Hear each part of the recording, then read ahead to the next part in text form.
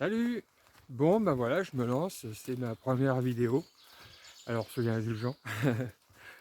Voilà, donc pour cette première vidéo, je voudrais parler un petit peu de ma préparation pour le chemin de Compostelle, puisque c'est l'objectif.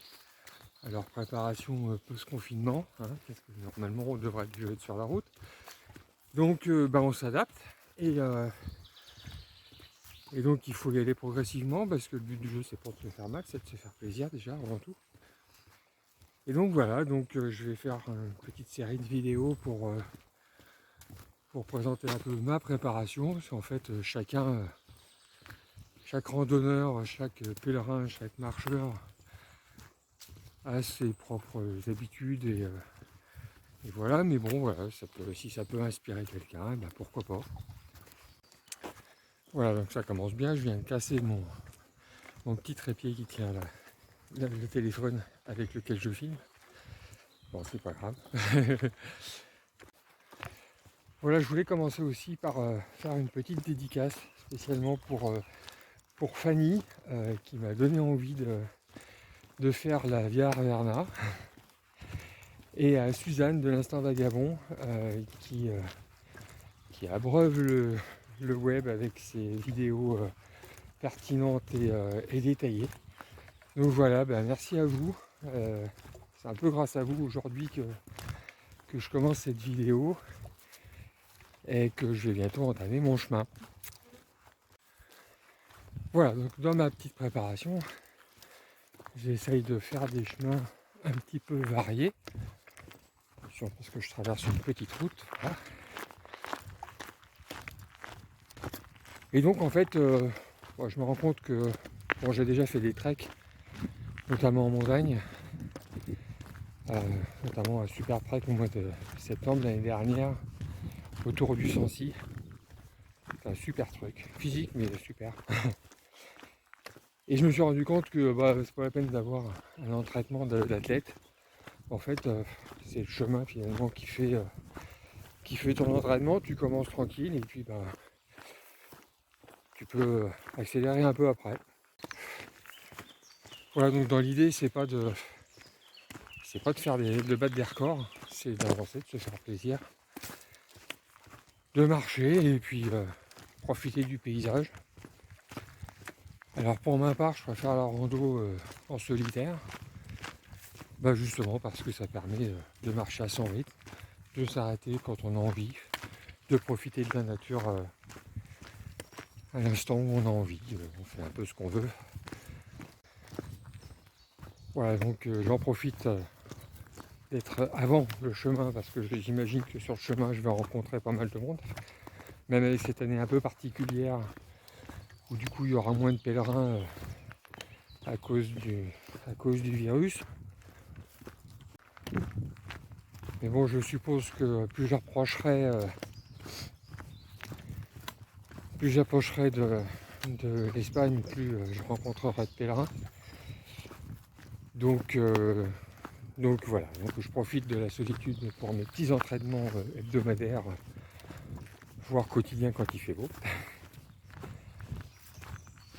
Donc pour les entraînements, pour la mise en route, le truc c'est d'y aller tranquille. Je me fixe pas vraiment de limite. C'est-à-dire je pars, je verrai bien. Quand j'ai mal aux pattes, je m'arrête. Et puis quand j'ai envie de faire un peu plus pour voir où j'en suis, je me dessine un trajet un peu plus important. Alors pour dessiner les trajets, j'utilise deux programmes sur internet, Visorando et Open Runner. Alors Visorando il est vachement bien parce que il est basé sur les cartes IGN et tous les GR sont déjà prédessinés et de nombreuses randonnées sont déjà suggérées. Donc en fait on peut se baser dessus pour se faire un parcours. On peut se faire un mélange, on peut faire une boucle si on veut, on peut faire plein de choses. On a même des visions satellites pour voir, pour se rendre un petit peu mieux compte quand comme moi on pratique le bivouac. Il y a des zones en vert des fois où on se dit bah tiens je vais pouvoir bivouaquer là parce que ça va être une forêt, puis en fait pas du tout parce que c'est déboisé. Donc voilà, donc c'est pas mal. Le seul inconvénient Visorando, c'est qu'on ne peut pas publier, on ne peut pas partager des randos sur plusieurs jours. En fait voilà, il faut que les randos soient sur une seule journée. Donc pour un trek c'est un peu couillon parce que un trek, moi le trek comme moi je le conçois, moi je fais des boucles et en fait je m'arrête quand je suis fatigué ou quand je trouve un spot qui m'intéresse et tout. Donc quand on prépare un chemin comme ça sur un logiciel, on ne sait pas à l'avance où est-ce qu'on va vraiment s'arrêter parce que sur une carte, si détaillée soit-elle, on ne voit pas vraiment si le spot finalement va être tranquille ou pas. On risque d'être attaqué par les moustiques. Enfin bon, c'est pas vraiment agréable. Comme là aujourd'hui où je suis envahi par les moustiques parce qu'il a plu un petit peu. Et donc dans la forêt, voilà. Voilà, et puis une fois qu'on l'a fait, on pourrait dire voilà, j'ai dormi là. Sauf que le but du bivouac, c'est de ne pas laisser de traces. Et si on publie qu'on a bivouaqué ici, du coup, s'il y a du monde qui vient faire ce trek, finalement ça va devenir un lieu de camping sauvage. Donc c'est pas le but c'est quand même de respecter la nature au mieux. Donc moi j'aime bien pouvoir dessiner un trek et puis pouvoir improviser le lieu de campement parce que voilà, aujourd'hui je fais le trek en passant ici, je trouve le spot sympa, je m'arrête ici, je bivouaque ici, super. Sauf que si je le refais dans un mois, peut-être qu'il y aura eu des arbres abattus par les agences de l'ONF ou par des bûcherons, peut-être que il va y avoir des animaux à côté, donc il va y avoir des mouches, voilà. Et le bivouac parfait, il y a quelques temps, ne sera plus forcément dans un futur plus ou moins proche. Donc c'est vraiment le seul point négatif de ce programme. Si on veut vraiment publier et partager sa rando, faut la partitionner. Et voilà. Alors après, pour ceux qui le font en gîte, voilà, à la limite ça peut même être sympa pour les gens du gîte, vous leur faites un petit coup de pub au passage et puis c'est sympa. Donc voilà, donc moi j'ai plutôt tendance à utiliser Visorando pour dessiner mes treks et puis accessoirement les publier si je veux les publier sur OpenRunner où la publication est plus souple. L'inconvénient sur OpenRunner, c'est que par défaut tu as les cartes open source, donc qui suffisent très bien pour lire une carte, mais qui pour moi sont un peu limites pour organiser vraiment un trek. Donc l'avantage avec Visorando, c'est que en plus avec l'appli, tu peux récupérer les cartes IGN, y compris sur téléphone. Donc ça c'est quand même vachement pratique et super précis. Après, moi, ce que je fais aussi, c'est que par précaution, parce que le téléphone c'est bien beau, mais il n'y a pas forcément du réseau partout. Par précaution, je télécharge les cartes, je télécharge le GPX de la rando et je le mets dans le GPS de rando. C'est quand même assez pratique, mais ça on fera une petite vidéo là-dessus à l'occasion. Sinon pour le confort de marche, j'ai pris l'habitude de marcher avec des bâtons. Parce qu'on rajeunit pas et que qui peuvent aller loin ménage sa monture. Donc du coup j'ai pris des bâtons, mais c'est tout récent, hein. Ça fait quoi? Ça fait 1 an que je marche avec des bâtons. Et en fait je me rends compte que quand on s'en sert correctement, c'est super confortable. Ça soulage énormément les articulations, le dos, etc. Surtout quand on marche longtemps avec un sac chargé. C'est quand même vraiment confortable de pouvoir se soulager sur les bâtons. Alors après au niveau des bâtons, il y a plusieurs méthodes, hein. Il y a plusieurs écoles. Il y a l'école marche nordique où on plante le bâton, comme dirait Jean-Claude Bus, à chaque fois qu'on marche. Bon, planter du bâton à chaque fois qu'on marche, ça va bien pour quand on veut faire une marche sportive. Mais quand on veut faire une rando,